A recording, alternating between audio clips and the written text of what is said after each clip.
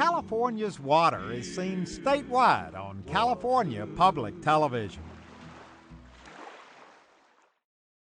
The Colorado River Authority and the Colorado River Board of California, protecting the state's interests in one of our most valuable resources. Coachella Valley Water District, meeting the water-related needs of Southern California now and planning for the future, making every drop count since 1918. The Coachella Valley Water District. Imperial Irrigation District, providing water and energy, precious resources to our communities with the highest quality service at the lowest possible rates. Well, it is an absolutely beautiful day. We're looking out at the mountains and at the desert and at the Colorado River. And I'm standing here with Chris Harris. And Chris, you are with what agency? A small state agency, the Colorado River Board of California. Okay, so you know what you're talking about when it comes to the Colorado River. Sometimes. All right. I hope you do today, because I want you to give us a little bit of Colorado River 101. Get us up to speed on some facts and figures about this big old and very important river. Sure, Huel.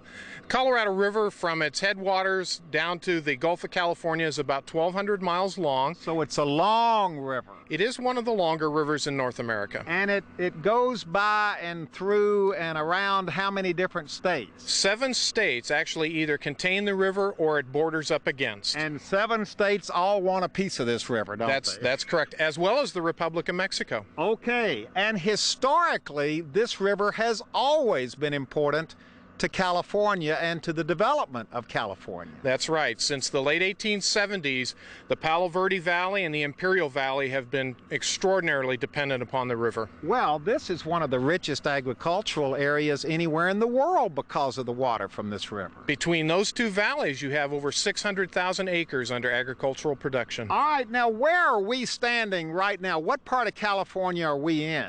You're in the very easternmost edge of Riverside County, about 25 miles south of Blythe, California, and you're right on the boundary separating the state of California from the state of Arizona, just to the south of us. Wait a minute, are we in Arizona or? You're standing right on the boundary line, which is the middle of the river. Right here? Right here. So are we in, what are we in here? Here, this would be California. That side of the bridge, the river, would be in the state of Arizona. Well, please, let's stand over here in California. Let's get on the California side over here and talk a little bit. You know why we're here? We're here to talk about this new plan that is being implemented dealing with the Colorado River called the 4-4 plan. I have absolutely no idea what that means, but it's important to all of us. It really is. What the 4-4 plan does is it allows California to better and more efficiently manage its Colorado River water portfolio. And there are aggressive programs for water conservation, water management, reservoir storage guidelines, and the ability for the Bureau of Reclamation and the basin states to release water more efficiently and effectively, to get it down to the irrigation districts and to the cities that have such a tremendous reliance upon it. Now, we've left the bridge for a moment and come down here for this vantage point because, Chris, you said a lot of people will recognize this bridge when they see it on television. Certainly. In the weekends and during the summer months, the lower Colorado River is a prime recreational area. People come from the Phoenix metropolitan area, Las Vegas, as well as Southern California with their boats and their jet skis, their fishing gear. This is tremendously used by people. Well, you're talking about Lake Mead, you're talking about Lake Havasu, and all of that craziness out on the water during the summer months. Sure, and from Imperial Dam all the way up to Lake Mead, it's heavily used by recreational people. And don't you think that's the way, honestly, most Californians, when we think of the Colorado River, we think of Lake Havasu? Absolutely. All the Laughlin. You bet. July 4th weekends out on the boat. Yeah. You bet. It is. It's tremendous recreational asset for the state of California as well as for Arizona and Nevada. Is this river up? Look at the amount of water flowing out here, and it's moving pretty fast. That's a great observation, Huel. The river typically in the summer months is its stage, its elevation. It has a lot more volume in it because they release more water to generate electricity for air conditioning out here in the desert in Phoenix, Las Vegas, and even over into the Inland Empire. The hydroelectric power that's generated is of significant benefit to California particularly. See, I don't think, boy, if we started listing all the ways that we are all connected with the river, That's right. we would be amazed, wouldn't we? We really would. I mean, obviously, number one is the water itself. But number two is the hydropower, the electricity that's generated by all of the facilities down this river from Hoover Dam all the way down. And it's significant. It really is. Here's the water from the Colorado River that's always been here, but we've got lots more people and more people coming every year. Everybody wants more and more of that water. And this 4-4 plan is a way of getting the most out of this water and being able to conserve it and use it better and more wisely and get more out of what we got because there are more people who want it. Absolutely.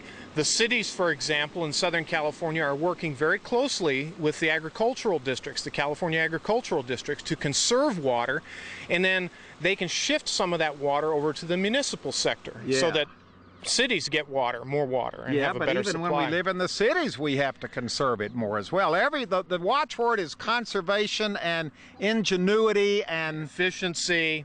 Better management practices. The Metropolitan Water District has a very aggressive water conservation program in the entire LA Basin. Imperial Irrigation District and Palo Verde are all doing things that better manage this very, very critical resource. That's what this adventure is all about. We're going to learn some of the aspects of this better management that's going on, and it's some very creative things going on. We're going to be spending the day in and around the Colorado River, learning more about it and how its water is being used and what its future uses and policies will be. A very important part of the California water story. This river affects every single person in California.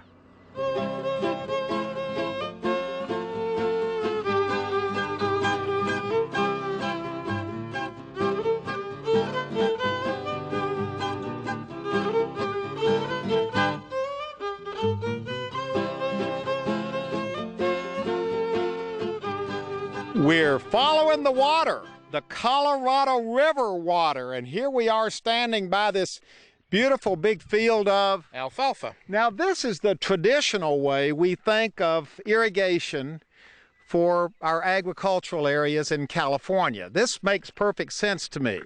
But you have brought us to this place, which I've never seen before down in this part of California, and am not sure I know why it's here. Well, Huel, if you could have been here about 120 years ago, this would have been everywhere through all of these valleys along the lower Colorado River.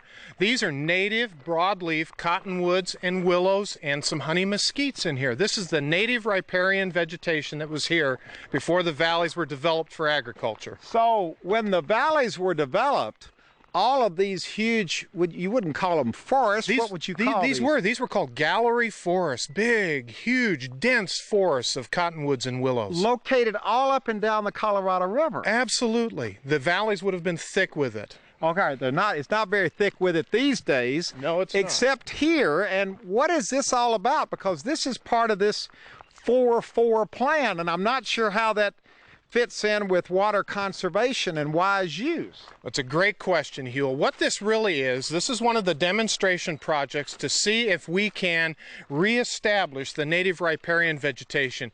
And we have to reestablish some of this vegetation as mitigation for a lot of these projects that are covered under the 4.4 plan. What do you mean mitigation?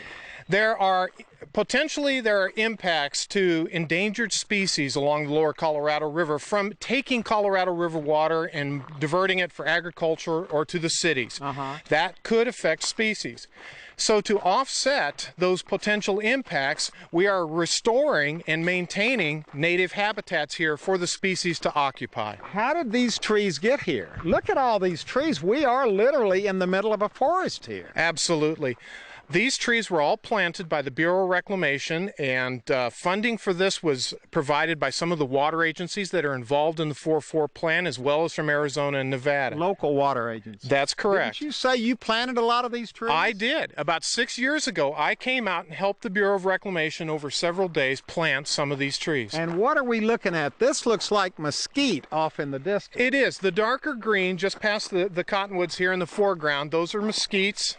And they provide great habitat for quail and a lot of birds. The cottonwood willow is incredibly important for the southwestern willow flycatcher. That's what this is.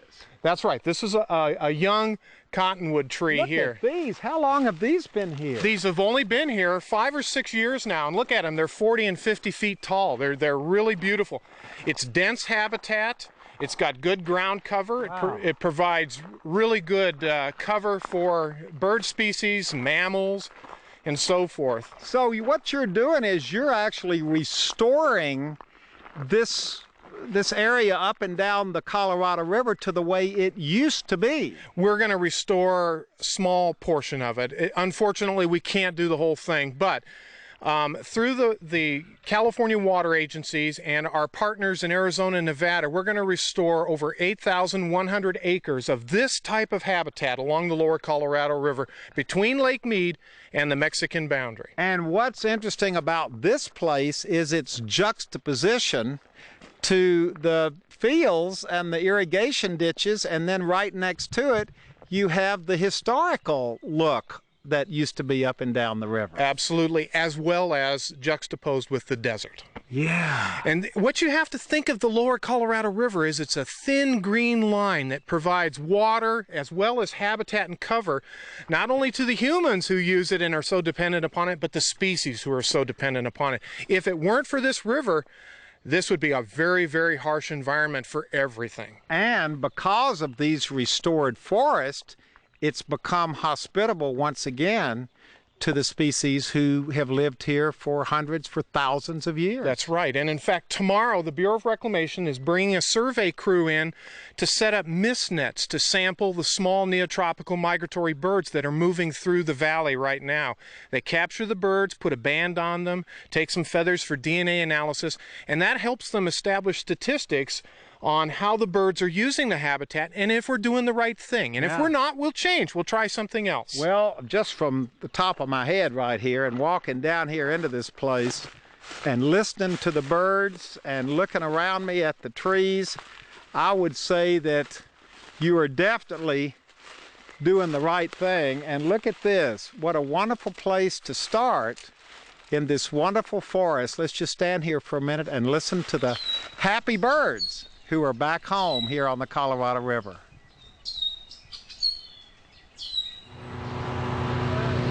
When you follow the water from the Colorado River, you never know where it's going to take you.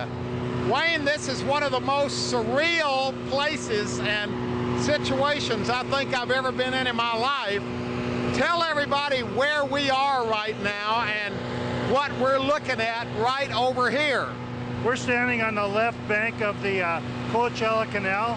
The Coachella Canal is a branch off of the All-American Canal, which comes off the Colorado River. And this is the water that goes through Imperial County and Riverside County and all these counties that are so rich agriculturally. This is the Colorado River water that irrigates all these huge, wonderful farms down here, right? Right, and the Coachella Canal is 121 miles long.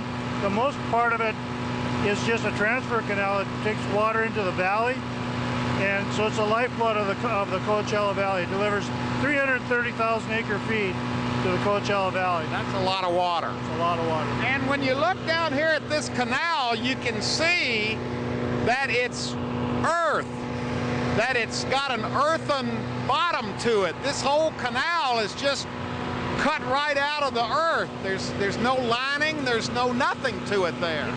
The first 86 miles of the canal were not lined originally when the Bureau built it in the 40s. And then in 1980 they lined the first 49 miles. We're lining the last 36 miles of the center section. Lining the canal, because look over here. Now you'll find out what all this noise is coming from. Look over here.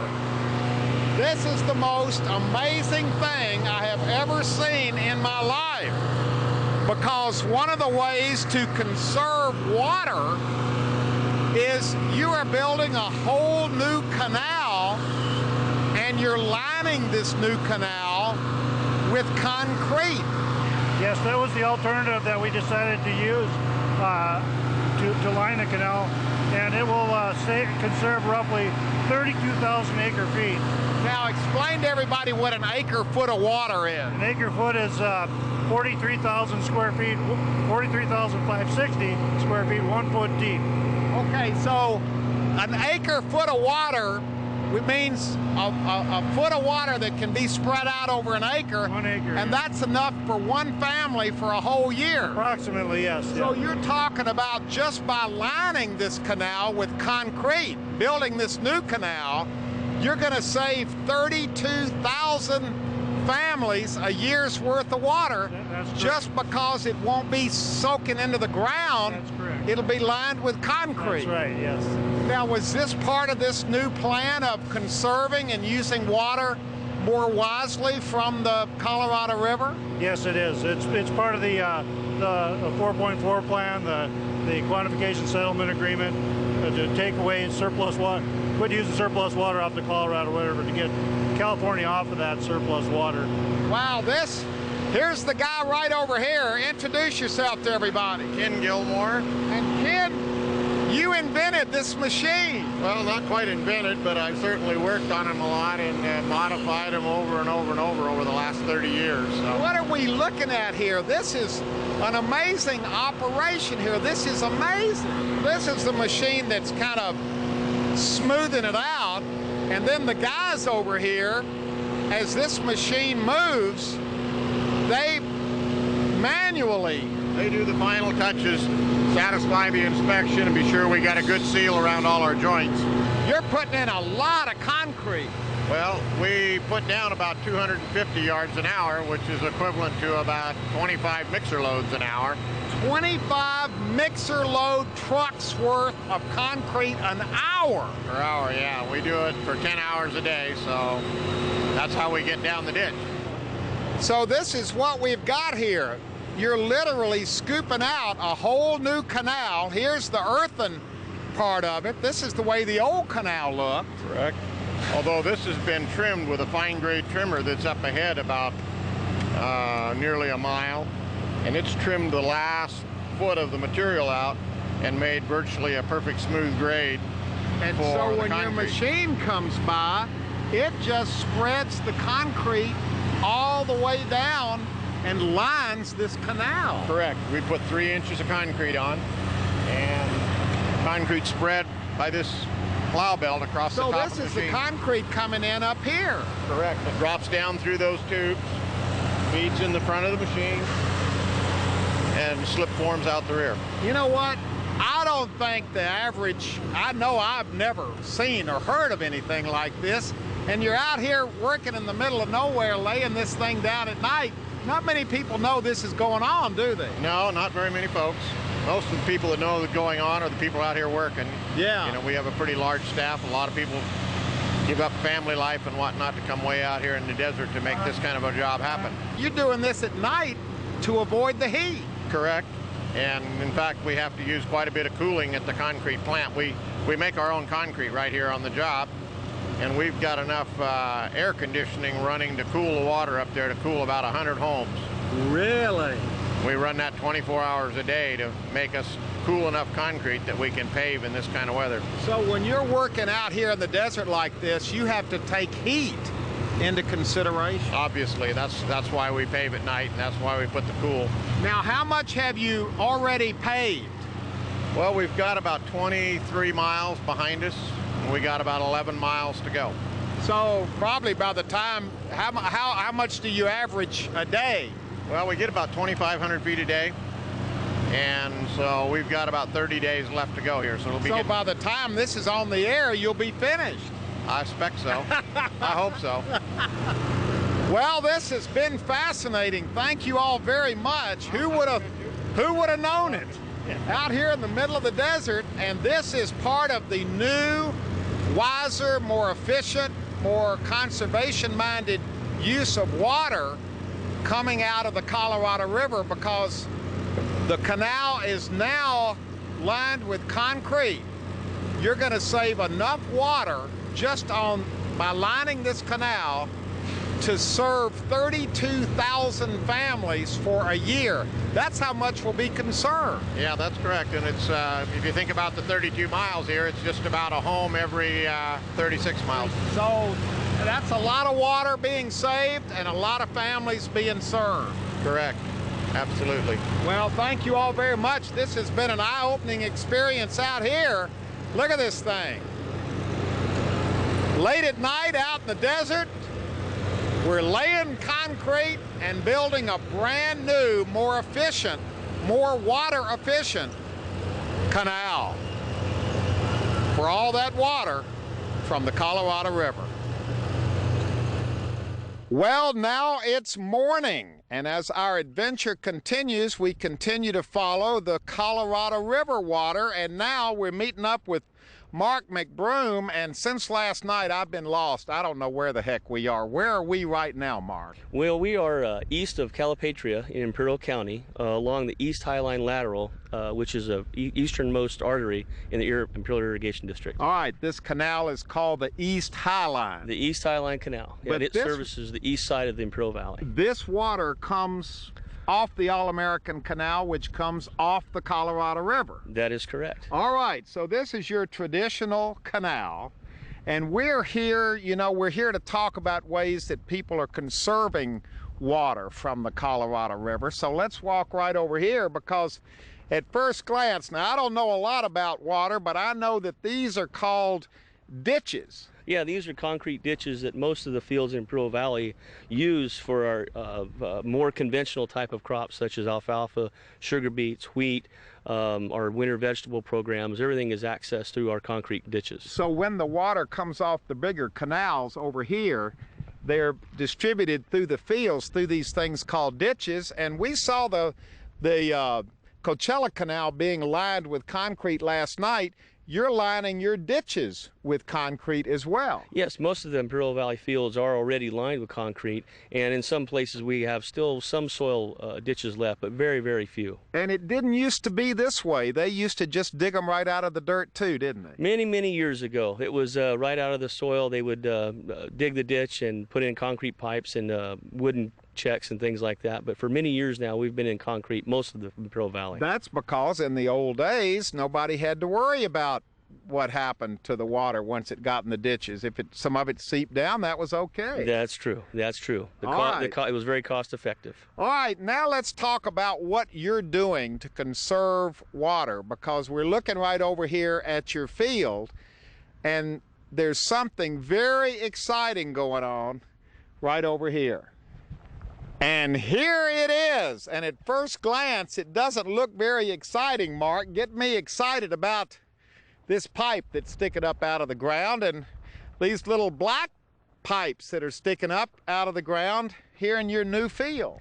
Well, what we've done is this is a field here that's located on the East Highline Canal that conventionally was used for other sorts of farming, which was vegetables or alfalfa and things like that, which this ground being a little lighter texture requires a whole lot of water to irrigate and to keep your crops at a profitable or a maximum growing opportunity.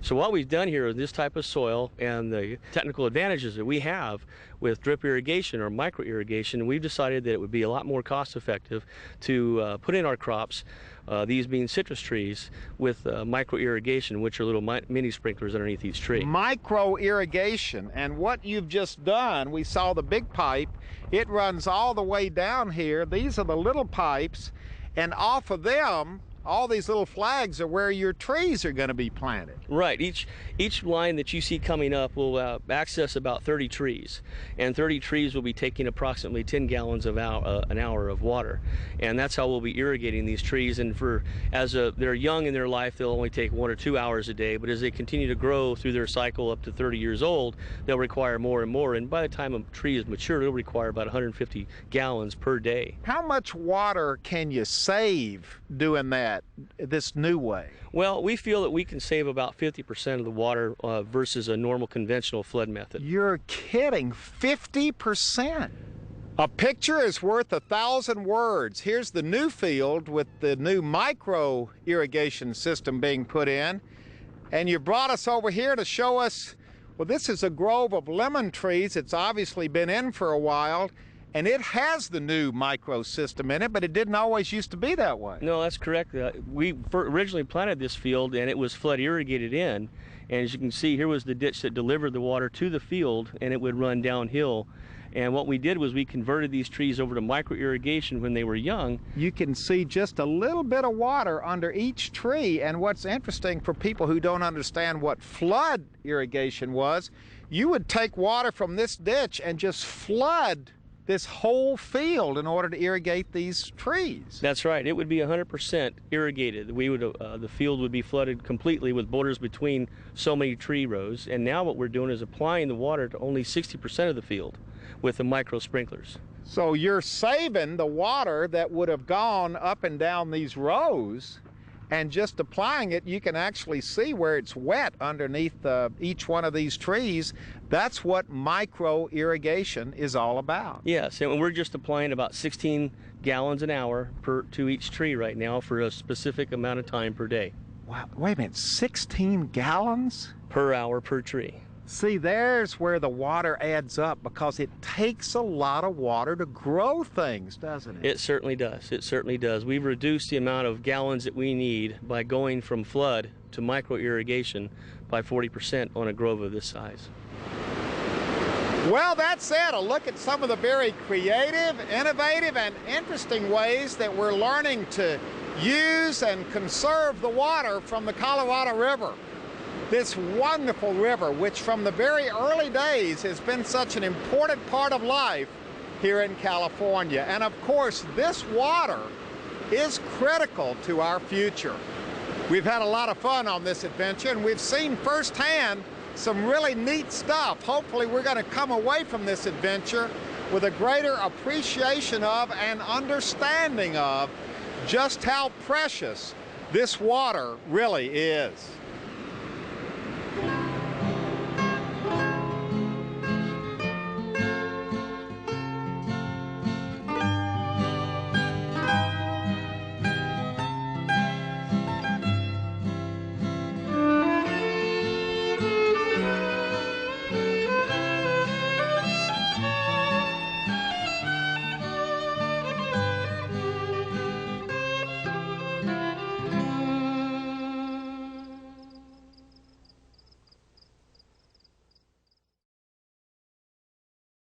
The Association of California Water Agencies is pleased to support California's Water on behalf of its 440 public water agency members who deliver high-quality water to California's homes, farms, and industries.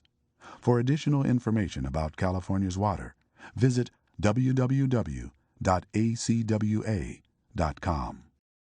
Additional support for this series provided by the following agencies: the Orange County Water District, the Turlock Irrigation District, the Western Municipal Water District, the Wheeler Ridge Maricopa Water Storage District, and the Zone 7 Water Agency.